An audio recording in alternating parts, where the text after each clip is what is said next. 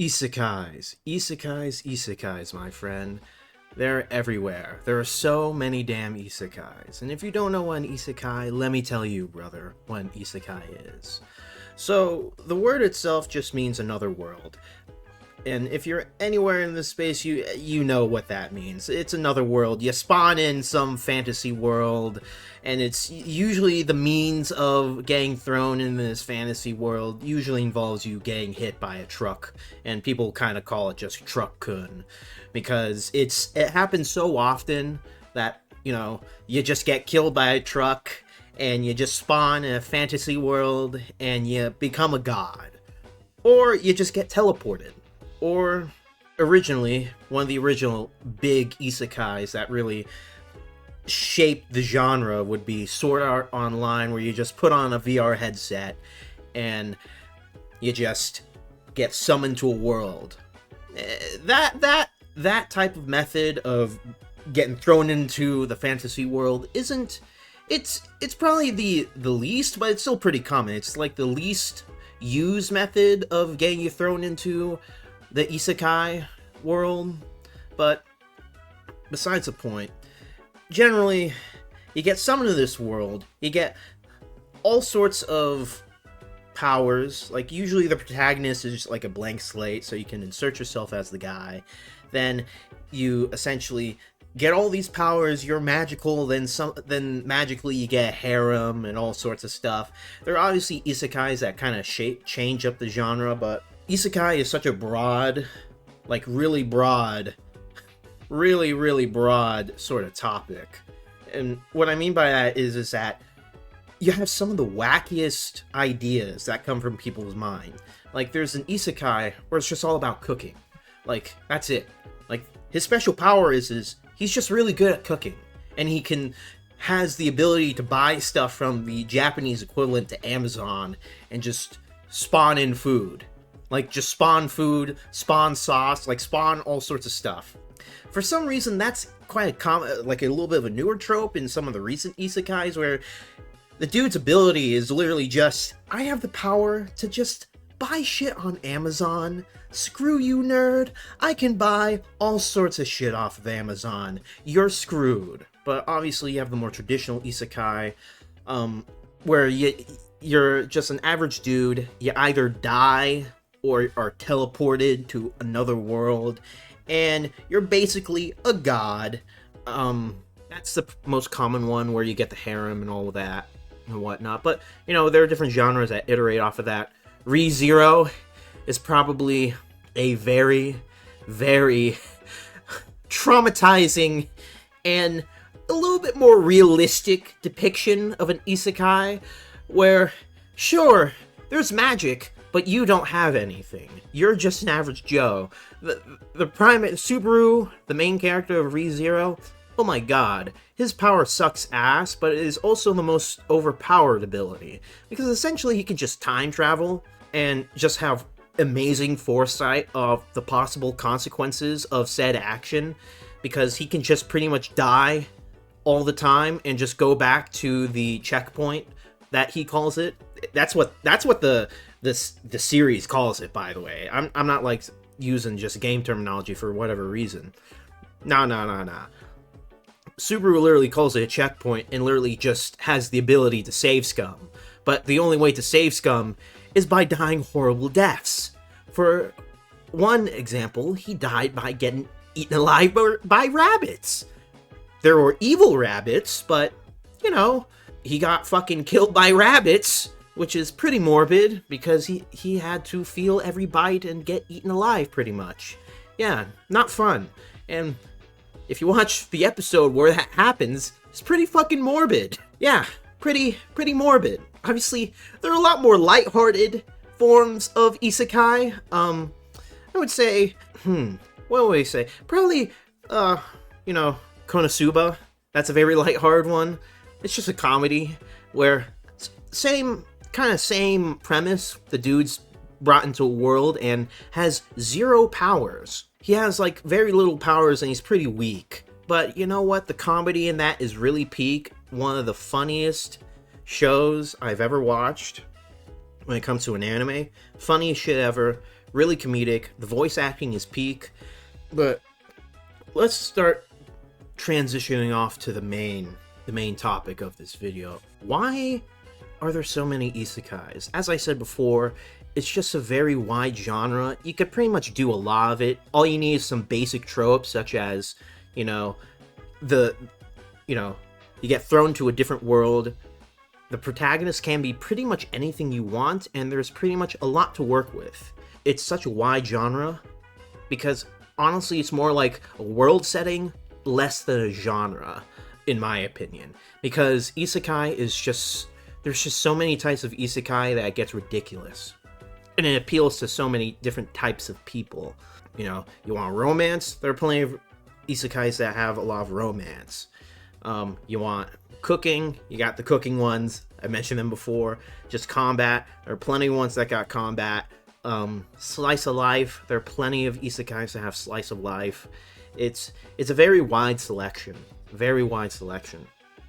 But obviously, with such a wide genre, you do get quite a bit of isekai that's just dog shit, or just outright morbid, like Redo of a Healer, if I recall the title correctly. Yeah, that one is literally the most morbid isekai I have ever watched. It's just really weird, since I would like to say what happens a lot in there, but I'd rather not get into trouble. But there's a lot of unconsensual relations. Like, an absurd amount of unconsensual relations, if you get my drift. Oh my god, I don't get why the dude who created a light novel for this, because this is based off of a light novel. A dude fucking wrote this, by the way. I don't know what goes on in his dark mind, but holy shit, some of the shit is done in that is absurd. But obviously, there is an audience for it, and it's just obscenely offensive, which, it brings people along to watch it. But back on topic, the genre is just so wide. You can pretty much do whatever you want with it. And a lot of people like the concept, I would say. The reason it's so popular, I would say, is the concept. The concept of just being taken to a different world, escaping from, that mundane, life in the real world, in on modern Earth, where, a lot of the protagonists depicted is, the average salaryman or the loner high schooler, where you pretty much don't really have anything much to do in your life as it is. Then you are taken and transported to a completely different world, and you are brought on a great adventure. You're able to escape the confines of your lifestyle that was back on Earth, and able to do what you really wanted. A lot of these isekais, the characters have this dream and desire, and the only way they ever get to fulfill it is when they're taken to this different world, which certainly says something to people's desire for escapism, in my opinion. Which, yeah, escapism is it's a very common thing. Lots of people want to escape the mundane parts of their life. A lot of people want adventure, because you can only live such a mundane, same lifestyle for so long, especially one where you don't really have many friends or have many relationships. You start to go insane. Life starts to lose its color. Hence why a lot of people like isekai, because you get to escape. It's the idea of leaving it all behind and having something new, where you could really be you. Which is funny, because a lot of the original isekai, if you look at some of the original isekai, especially what is it? I forget the name of it, but a lot of this isekai, a lot of the original one, the main character actually wants to go back. They want to go back to the real world. They have no desire to stay in the fantasy world. There are some isekai where it is like that, where the main character doesn't actually want to stay.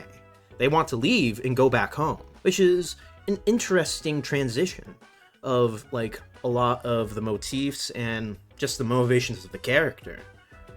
a lot of times today, the character doesn't want to go back. They have zero desire to go back home and go back to their original world. I think ReZero might be like one of the few modern ones where, yeah, he actually wants to go back home. Subaru does actually want to go back home, and I hope he does one day.